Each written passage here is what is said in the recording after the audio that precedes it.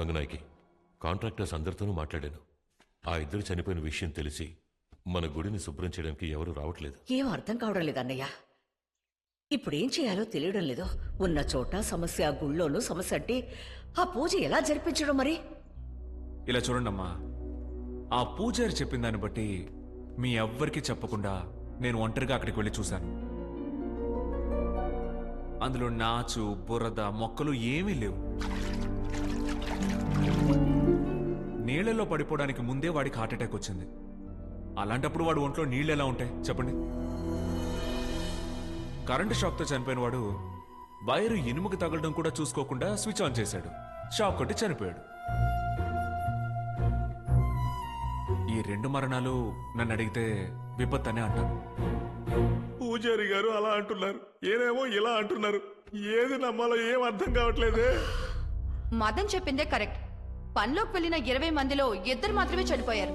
ఒకవేళ ఇది చంద్రముఖి పని అయి ఉంటే కాంట్రాక్ట్ తీసుకున్న గోపాలే కదా ముందు చనిపోయి ఉండాలి. మనం ఎంతమంది ఉన్నాం కదా, గుడిని శుభ్రం చేయడానికి బయట వాళ్ళెందుకు, మనమే చేసేద్దాం. ఈ విష పరీక్షకి మేము రెడీగా లేవు. పైకి వెళ్ళేందుకే పులుసు కారిపోతే.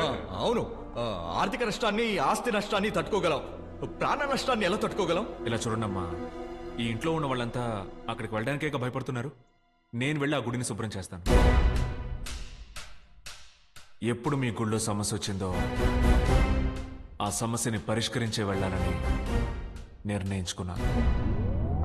కన్ఫ్యూజ్ చేస్తున్నాడు.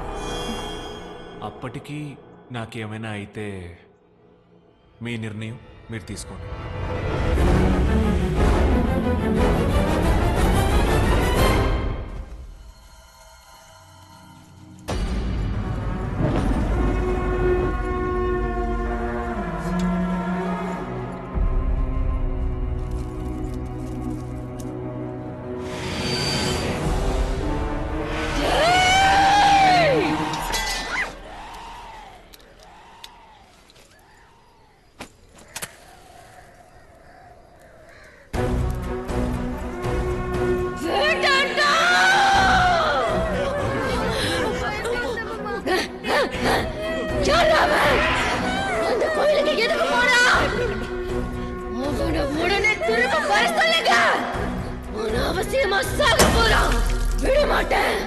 யாரையும் விட மாட்டேன்.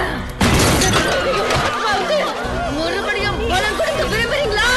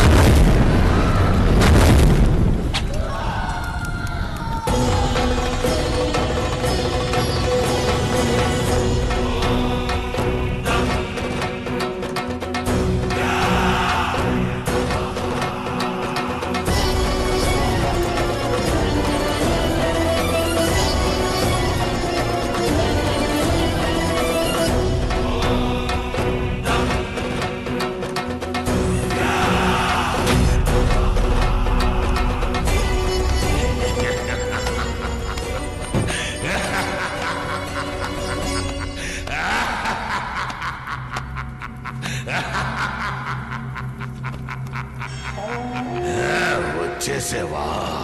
వెలుతురుని తీసుకొచ్చేసేవా? నేను ఆ రోజే చెప్పాను నువ్వే చేయగలవు అని. నువ్వు కాకుండా ఈ పని ఇంకెవరు చేసినా ఆ మంటల్లోనే మాడి మసైపోయేవారు. నువ్వు సూర్య సూర్యగ్రహణంలో పుట్టిన వాడివి. నీ జాతకము ఆ వేటయ్య జాతకము ఒకే జాతకం. అది మాత్రమే కాదు, మీ జాతకాల్లో గ్రహాలు కూడా ఒకే అమరికలో ఉన్నాయి. నీ ద్వారానే ఇక్కడ జరగబోయే సమస్యలకి ఓ పరిష్కారం వస్తుంది. దానివల్ల నీ ప్రాణాలకే ప్రమాదం రావచ్చు. ఆ ఇంట్లో ఉన్న ఎవరో ఒకరినే చంద్రముఖి ఆవహించింది. వాళ్ళ ద్వారానే తను అనుకున్నది సాధించబోతోంది.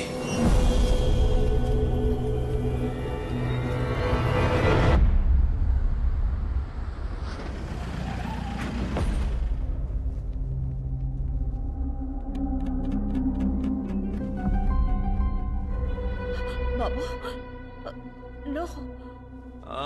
నేను ఆ గుడిని శుభ్రం చేశాను, నాకేం కాలేదే. ఇక మీద ఆ గుళ్ళో ఏ సమస్య ఉండదు. ధైర్యంగా మీ పూజను మొదలెట్టండి. లేదు బాబు, నువ్వు గుడిని శుభ్రం చేయడానికి వెళ్ళిన అదే సమయంలో ఇక్కడ ఒక పెద్ద ప్రళయమే వచ్చింది. పైనెవరో అరవడం ఏడవడం, వస్తువులన్నిటినీ విసిరి పగలగొట్టి ఇల్లే కూలిపోయేంత పని అయింది. ప్రాణం పోయి వచ్చినట్టుగా ఉంది. ఇక్కడ ఒక్క నిమిషం కూడా ఉండకూడదు, వెంటనే వెళ్ళిపోదాం. అవునక్క, వెళ్ళిపోదాం. చూడు, ఇంకొక్క నిమిషం కూడా ఇక్కడ ఉండొద్దు. ఎంత దూరం అయినా పర్వాలేదు, ఇంకెక్కడైనా ఉండి ఈ గుడి పూజ జరిపిద్దాం. కుదరదు, నేనందుకు ఒప్పుకోను. ఈ ఇల్లు వదిలి మీరు ఎక్కడికి వెళ్ళినా మీ సమస్యను ఎవ్వరూ పరిష్కరించలేరు. నేను ఆ గుడిని శుభ్రం చేసి వచ్చేటప్పుడు ఒక సిద్ధుణ్ణి చూశాను. ఆయన నాకు ఎన్నో విషయాలు చెప్పారు. అందులో ముఖ్యమైన విషయం, ఈ కుటుంబంలో ఎవరో ఒకరు చంద్రముఖి వల్ల బాధించబడ్డారంట.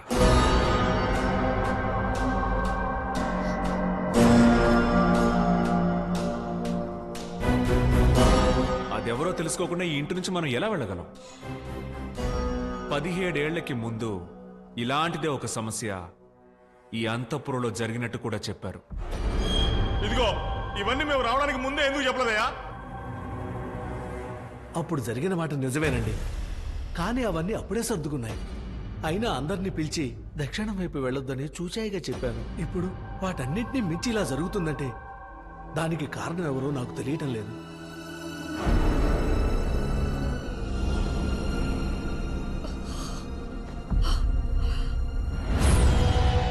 ఈ ఇంటి యజమాని ఎవరు? నేనే స్వామి. ఇంతకుముందు ఈ ఇంట్లో ఏం జరిగింది? అది జరిగి 17 సంవత్సరాలు అవుతుంది.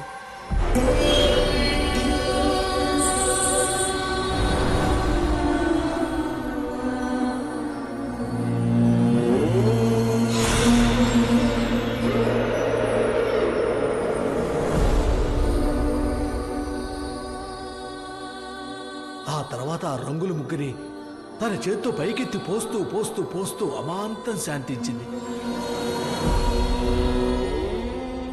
ఆ రోజు గంగని నయం చేసిన ఆ గది ఇప్పటికీ అలాగే ఉందా? ఆ గది అలాగే ఉంది స్వామి. చంద్రముఖి కోసం వేసిన ముగ్గుని పెద్ద పెద్ద మాంత్రికులు మాత్రమే వచ్చి చెరపగలరు. ఇంకెవరొచ్చి చెరిపినా ఆ కుటుంబానికే ఆపదని రామచంద్ర సిద్ధాంతి చెప్పారు స్వామి. అప్పటినుంచి ఇప్పటి వరకు ఆ గది వైపు ఎవరు వెళ్ళలేదు స్వామి. ఆ గదిని నేను చూడాలి.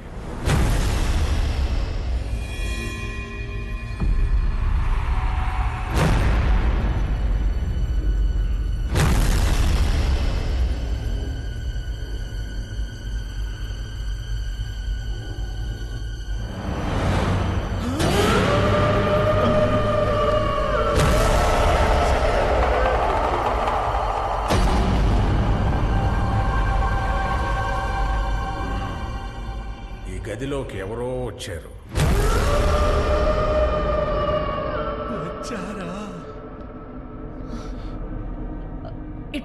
ఇటువంటి ఒక రూమ్ ఉన్నట్టు ఇప్పుడే మాకు తెలుసు. ఎవరో వచ్చారు.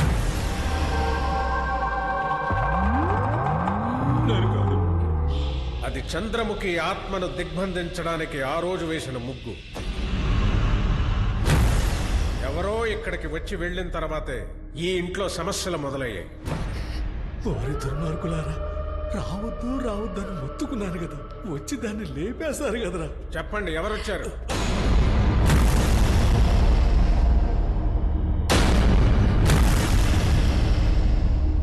తనే ఈ అంతపురంలో ఒకతే తిరుగుతూ ఉంటుంది. ఒకవేళ తనే ఇక్కడికి వచ్చి ఉంటుంది. అయ్యో, ఈ అంతపురాన్ని నేను చూడాలనుకున్న మాట నిజమే, కానీ ఈ రూమ్లోకి ఇంతవరకు రాలేదు. చెప్పరు కదా, చంద్రముఖి వల్ల బాధించబడిందెవరో నేనే కనిపెడతాను. మీలో ఒక్కొక్కరుగా వెళ్ళి ఆ ముగ్గు మీద నిల్చోండి. అక్కడ నిల్చున్న వారు బాధించబడ్డవారైతే ఖచ్చితంగా చంద్రముఖిని బయటపెడతారు.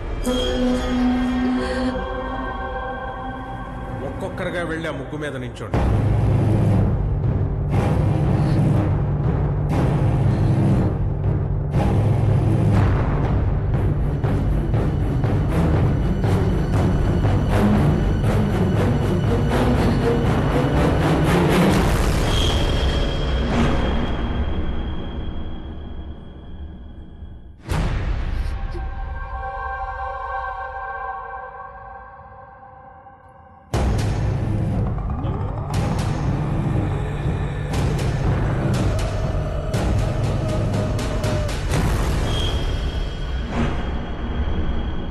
వెళ్ళి నించో.